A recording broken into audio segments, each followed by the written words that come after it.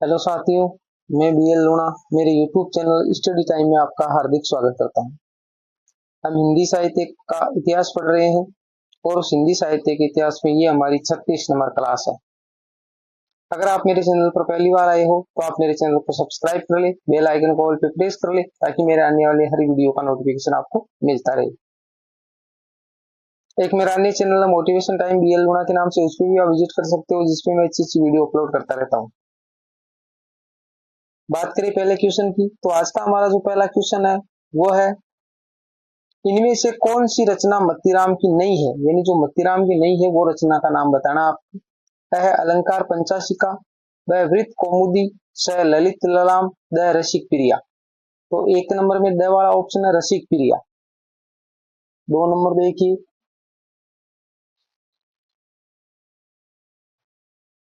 इनमें से कौन सी रचना केशवदास की नहीं है। है कवि प्रिया, व रसिक प्रिया, स रामचंद्रिका, द रस रहस्य।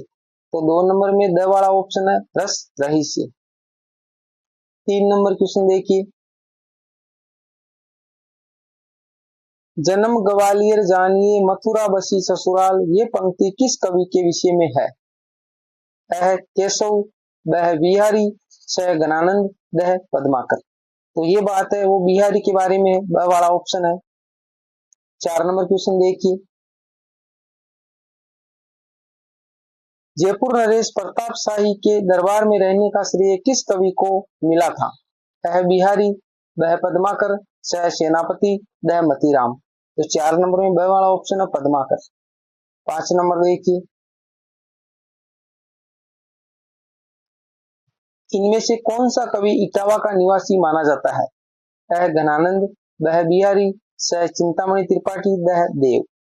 तो पांच नंबर में द वाला ऑप्शन है देव, यानी देव है वो इटावा के निवासी थे। छह नंबर क्वेश्चन अगले पैराग्राफ में है,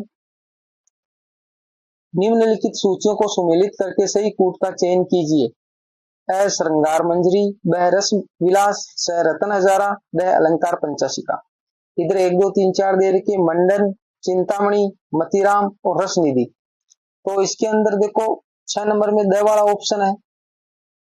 श्रृंगार मंजरी है वो चिंतामणि की है, रस विलास है वो मंडन की है, रतन हजारा है वो रसनिधि की है, और अलंकार पंचाशिका है वो मतीराम की है। इस प्रकार इसको मैच करवाना है। 7 नंबर क्वेश्चन देखिए, रामचंद्राभरण नामक अलंकार ग्रंथ के रचयिता कौन है। अ गवाल कवि, ब गोप, स सेनापति, द द्विजदेव। तो 7 नंबर में ब वाला ऑप्शन है गोप। 8 नंबर देखिए, व्यंग्यार्थ कौमुदी के रचनाकार का नाम बताइए। अ गिरधरदास, ब प्रताप शाही, स रघुनाथ, द दुल्ले। तो 8 नंबर है उसके अंदर ब वाला ऑप्शन है प्रताप शाही। 9 नंबर क्वेश्चन देखिए, तंत्री नाद कवित रस सरस राग रतिरंग, ये पंक्ति किस कवि की है। अ केशव, ब मतीराम, स बिहारी, द गणानंद। तो 9 नंबर में स वाला ऑप्शन है बिहारी। 10 नंबर क्वेश्चन देखिए, कठिन काव्य का प्रेत किस कवि को कहा जाता है। अ पद्माकर, ब गणानंद, स केशव, द भूषण। कई बार आया हुआ क्वेश्चन है, मोस्ट है और सभी को आ रहा भी होगा। यानी केशव को कहा जाता है कठिन काव्य का प्रेत। ऐसा माना जाता था कि अगर जो राजा महाराजा है वो अगर किसी कवि को विदाई देना नहीं चाहते थे, यानी का मतलब वो उनको वहां से भेजना नहीं चाहते थे, तो केशव की कविताओं के अर्थ पूछते थे। केशव की कविताओं के अर्थ बहुत ही कठिन है, इसलिए इसे कठिन काव्य का प्रेत कहा जाता है। कठिन गद्य का प्रेत नहीं है, ये पद्य का है। काव्य का मतलब पद्य हो गया, कठिन पद्य का प्रेत है। कठिन गद्य का प्रेत कौन है, ये मेरे को आप कमेंट करके बताइए। 11 नंबर क्वेश्चन देखिए,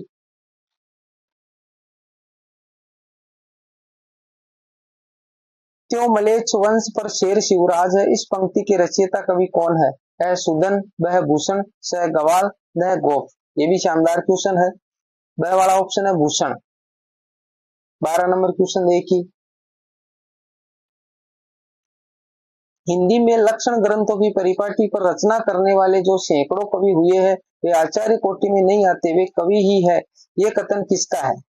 डॉक्टर नगेंद्र, ब आचार्य हजारी प्रसाद द्विवेदी, से आचार्य रामचंद्र शुक्ल, द आचार्य श्याम सुंदर दास।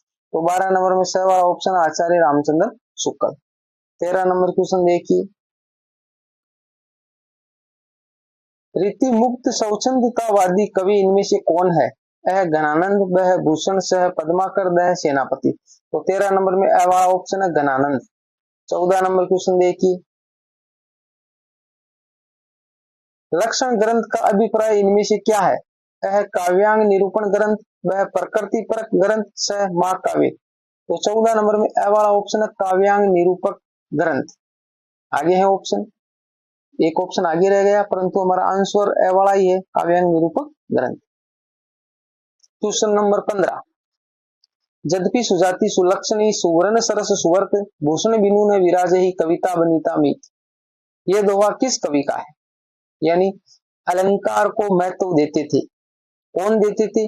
अह केशव, बह बिहारी, स मतीराम, दह ग्वाल कवि। तो अ वाला है केशव। यानी यद्यपि सुजाति सुलक्षणी सुवर्ण सरस सुवर्त, यानी इनका मानना था केशवदास का कि अगर कोई भी नारी हो, वो अगर अच्छे कुल की हो, अच्छे वर्ण की हो, अच्छे उसमें गुण हो, फिर भी अगर भूषण का मतलब उसके गहने नहीं है तो वो अच्छी नहीं लगती है। उसी प्रकार कविता के बारे में कहा है कि कविता में भी यानी जो सारे जो लक्षण है, सुवर्ण है, यानी अच्छे वर्ण है, अच्छे उस स्वभाव की है, सारे काम उसमें अच्छे है, फिर भी अगर उसमें भूषण का मतलब अलंकार नहीं है तो वो शोभा नहीं पाती है। तो यहाँ पर भूषण के दो अर्थ निकल रहे, एक तो भूषण यानी गहना और दूसरा अलंकार। आगे देखिए 16 नंबर क्वेश्चन,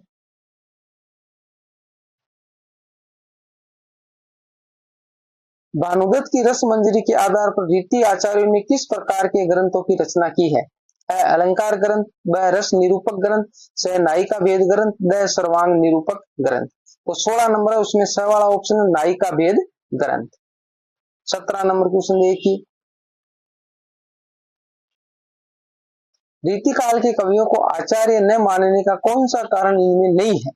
यानी रीति काल के जो ग्रंथ है उसको आचार्य नहीं मानने का वो जो कारण है वो बताना है। ये किसी मौलिक सिद्धांत का आविष्कार नहीं कर सके, वह इनमें कवित्व शक्ति का अभाव था, स इनका ज्ञान अधूरा एवं अध कचरा था, और द इनमें सूक्ष्म विवेचन शक्ति का अभाव था।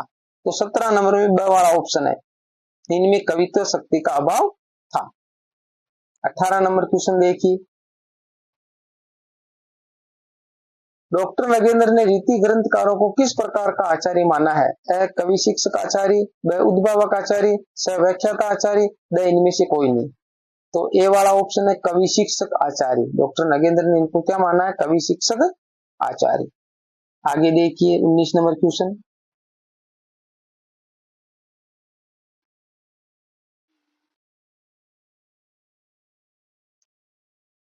इनमें से कौन रीतिकाल का कवि नहीं है? अ याकूब खान, ब रसखान, स दुल्ह, द बेनी कवि। तो 19 नंबर में ब वाला ऑप्शन है रसखान। 20 नंबर क्वेश्चन देखिए,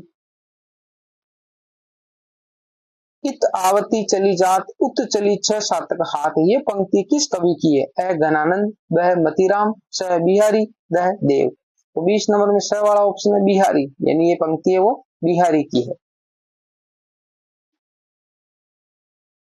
क्वेश्चन नंबर 21, इन सूचियों को सुमेलित करके सही विकल्प का चयन कीजिए। एक में देव, दो में भिखारीदास, तीन में चिंतामणि, चार में पद्माकर। इधर ए में दे रखा पद्माभरण, बी में दे रखा शब्द रसायन, सी में दे रखा कविकुल कल्पतरु, डी में दे रखा काव्य निर्णय। ये इसको हमें मैच करवाना है, यानी कौन सी रचना है वो किसकी है। तो 21 नंबर में ए वाला ऑप्शन है, यानी देव है उसकी शब्द रसायन, इनका तो मैंने आपको सूत्र भी बता रखा है।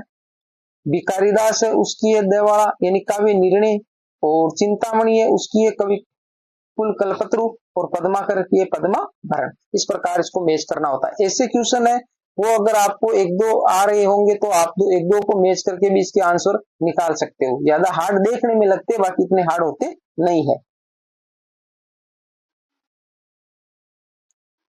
इनमें से कौन सी विशेषता सामान्यतः रीतिकालीन काव्य की नहीं है?